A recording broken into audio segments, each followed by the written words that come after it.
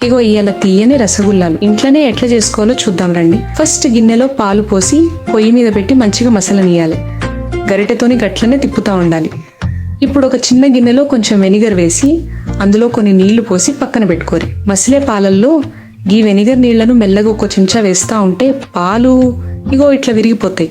ఇప్పుడు ఒక పలుచటి బట్టలో ఈ విరిగిన పాలని వడగట్టి అందులో ఉన్న నీళ్ళన్నీ గట్టిగా పిండేసి పక్కన పెట్టుకోవాలి. ఇంకో గిన్నెలో సరిపడా చక్కెర వేసి అందులో నీళ్లు పోసి పాకం వచ్చేటట్టు పొయ్యి మీద పెట్టి మరిగించుకోరి. ఇప్పుడు వడగట్టిన పనీర్ని ఒక పళ్ళెంలో వేసి అరచేత్తోని గట్టిగా రుద్ది మంచిగా మెత్తగా అయ్యేదాకా కలుపుకోవాలి. ఆ పిండిని చిన్న చిన్న ఉండల్లాగా ఇగో ఇట్లా చేసుకొని పక్కన పెట్టుకోరి. వీటిని మసిలే చక్కెర పాకంలో మెల్లగా ఒక్కొక్కటిగా వేసుకోవాలి. మూత పెట్టి ఉడికిస్తే ఇగో ఇట్లా మంచిగా పొంగి ఉడుకుతాయి.